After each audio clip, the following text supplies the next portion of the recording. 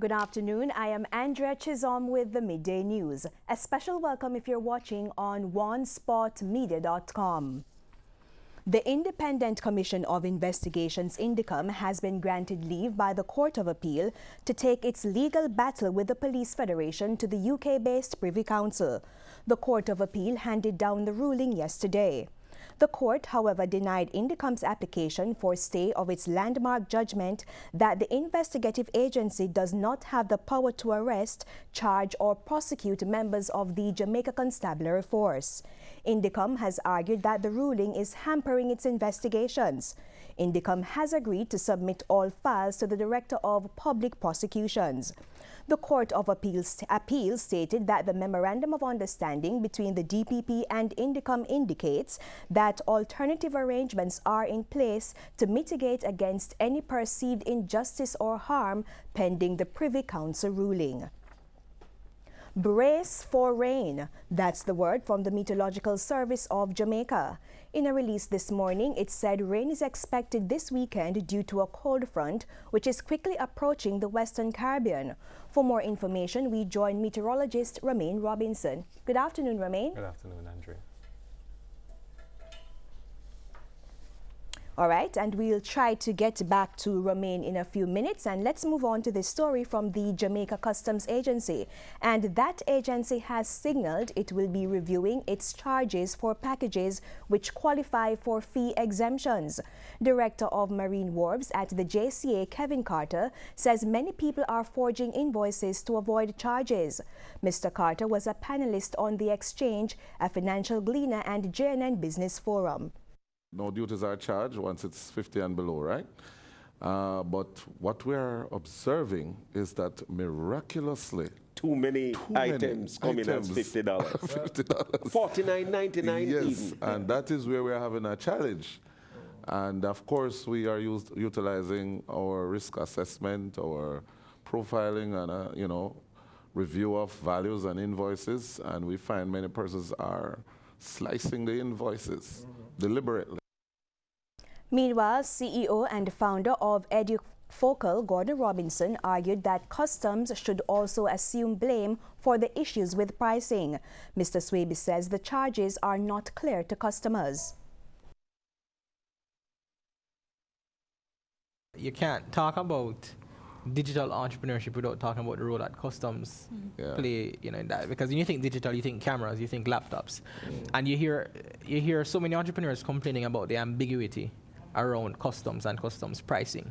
I do think customs has a responsibility to ensure that when an entrepreneur is importing tools of the trade, there needs to be clarity and certainty about what the pricing is. The rebroadcast of The Exchange airs this Sunday on TVJ at 4 p.m. And as we told you earlier, the Meteorological Service of Jamaica says Jamaicans should brace for rain this weekend. It stated that in a release this morning. We're now joined by meteorologist Romaine Robinson. Good afternoon, Romaine. Good afternoon, Andrea. All right. First of all, Romaine, tell us, you said rain is expected this weekend. Is it for the entire island or sections of the island? We're looking for rain, especially over the northern portion of the island today, as well as for tomorrow. But we do expect some amount of activity on the south. The winds are expected to be relatively strong over most of the island for both days. And we're looking for more or less partly cloudy to mostly cloudy conditions by Sunday, with generally fair conditions by about Monday. All right, you said northern parts of the island. For those of us who are not so strong on our geography, tell us which sections you're talking about that will have more heavy than usual rainfall. So the northern portion of the island, that would be Portland, St. Mary, as well as parts of St. Anne, Trelawney, and St. James. The activity had started in St. James as well as some parts of Hanover early this morning, and we're expecting it to continue for the more eastern portion of the northern parishes. That's St. Anne as well as Portland and St. Mary through today as well as for tomorrow. Will the level of rain lead to any major flooding based on what you can forecast? It's currently not expected, but we are watching all the areas where the activity is taking place, and if the situation does require a warning, we will issue it. All right. Thank you very much, Romaine, and we look forward to an update later in our primetime news package. Tourism Minister Edmund Bartlett says the sector continues to perform well. He indicated that by year-end, stopover arrivals are expected to increase by several thousand in comparison to last year's 4.3 million visitors. Tourists have also spent $300 million more than they did last year.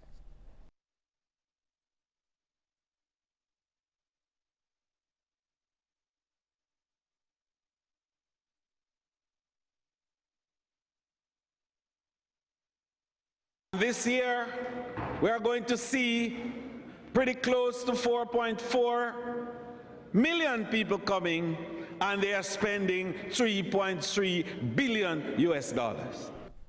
The minister reasoned that the growth in the tourism sector demand changes, and he will therefore start work to get labor reforms to prepare Jamaican workers for the market that has become year-round as opposed to a seasonal one. The minister again appealed to the hotel staff to remain professional. This appeal comes against the backdrop of continued allegations of sexual harassment in some Jamaican hotels. Know that it is no longer chic for us to believe that because the lady looks a certain way, she's game and ready. Not so. We have to learn that no is no, and understand that everybody who comes to our destination doesn't come for the same things. And to recognize that people come for all kinds of things, and to be prepared to make sure that we give what they need and what is required. The Health Ministry is expecting to be in a position next year to make a definitive statement on the review of the no user fee policy at some public health institutions. Health Minister Dr. Christopher Tufton has disclosed that the review will be part of overall changes to the health system and health insurance scheme for which announcements will be made. His position follows yesterday's report of malfunctioning equipment at the Kingston Public Hospital. The situation also prompted responses from the Jamaica Medical Doctors Association and opposition spokesman on health, Dr. Dayton Campbell. Dr. Tufton says it's impractical to abolish the no user fee policy in the absence of a national health insurance scheme set to be implemented next year. He gave a summary of the policy situation on Beyond the Headlines yesterday.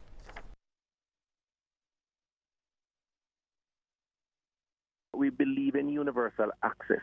Universal access means those who cannot afford should have access. However, those who can ought to make provisions for a rainy day. And in Jamaica today, 20% of our population is insured, 80% not insured. That, to my mind, is a weakness in the system, because it means that we have expectations well beyond the capacity of government to deliver. And it has to be done in some way, shape, or form. It's either going to be done through fiscal means, or people have to step up and be prepared to support their health care when they need it.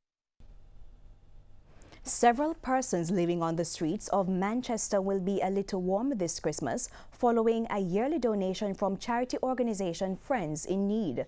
The Manchester-based charity has been caring for the homeless for the past 27 years and have partnered with several organizations, including churches, to continue its mission.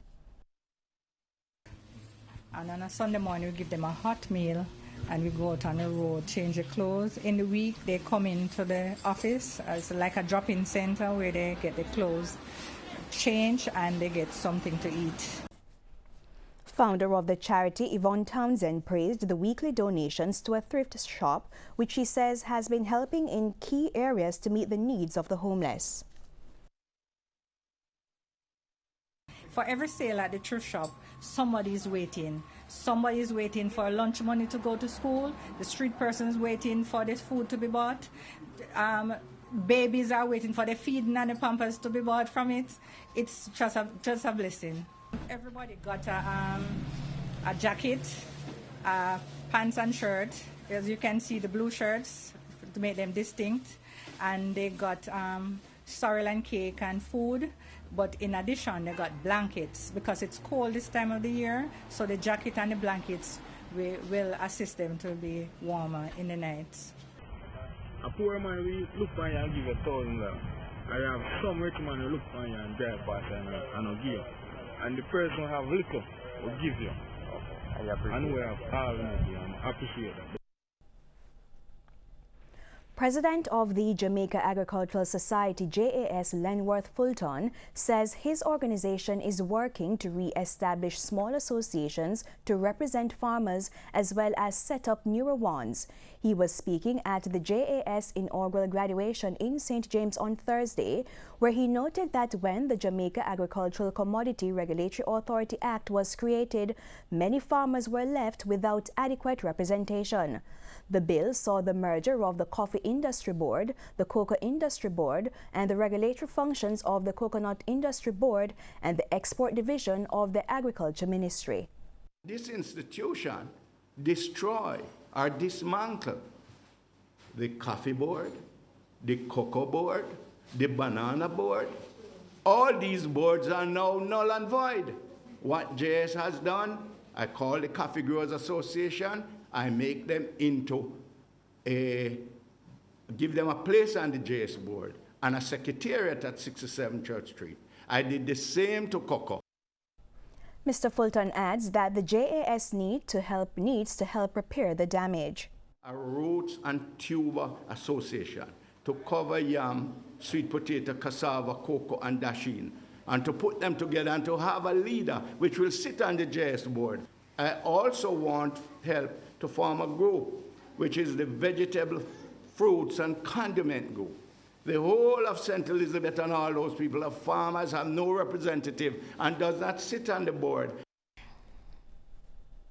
In news overseas, Secretary of Defense James Mattis has quit his post in the Trump administration, saying that his views aren't aligned with President Trump's. Details from the CNN. Taken by the news because of the patriot that General Secretary Mattis is. Defense Secretary James Mattis handing in his resignation letter to President Trump, sending shockwaves rippling through the nation's capital amid the government shutdown showdown. Because you have the right to have a Secretary of Defense whose views are better aligned with yours on these and other subjects, I believe it is right for me to step down from my position. One senior administration official said Mattis was, quote, vehemently opposed to pulling American troops out of Syria, and also President Trump's latest plans on pulling troops out of Afghanistan. The president is entitled to a Secretary of Defense who is better aligned with his views. Both sides of the political fence are worried about Mattis's abrupt exit. Republican Senator Marco Rubio tweeting out, "It makes it abundantly clear that we are headed towards a series of grave policy errors which will endanger our nation." And Democratic Senator Mark Warner tweeting, "This is scary." The White House does not share those sentiments. And again, they agree to disagree at times, but that doesn't mean you can't have a good relationship with somebody.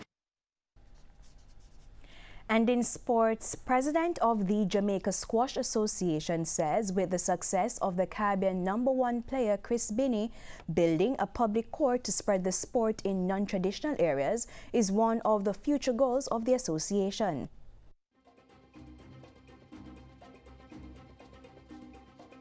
Worth Christopher Binney once again be nominated for the RGR Gleaner Sports Foundation Sportsman of the Year Award. President of the Jamaica Squash Association, Chris Hines, says he is looking to build on Binney's success.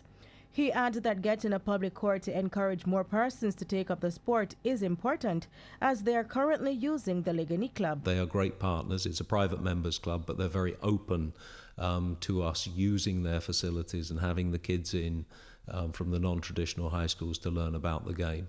But in terms of establishing public courts, that is a project that we are focused on for the future. Hines says Binney started an initiative to grow the sport, the Junior Outreach Program, in 2 non-traditional high schools, Penwood and Gainstead High. And a couple of them are getting fairly close to our junior national squad. So that's what we're doing to broaden our constituency. Meanwhile, Binney, whose season has been curtailed by injury, says despite his setbacks, he had a good season that he wants to build on in Jamaica and across the region. Then hopefully there'll be some more backing to get more facilities and then get more schools involved, get more kids involved, then the sky's the limit. Binney had a historic run at the 2018 Pan American Squash Championships, becoming the first Jamaican to make the final, picking up silver. He also won individual bronze at the Central American and Caribbean Games and helped the country to another bronze medal in the team competition. The RJR Gleaner Sports Foundation Sportsman and Sportsman of the Year Awards Gala will take place on January 18 at the Jamaica Pegasus Hotel in Kingston. Reporting for TVJ Sports, I am Denise Walters. And that's the Midday News. I'm Andrea Chisholm. Do remember to join us at 7 for the Primetime News Package. On behalf of the news, sports and production teams, good afternoon.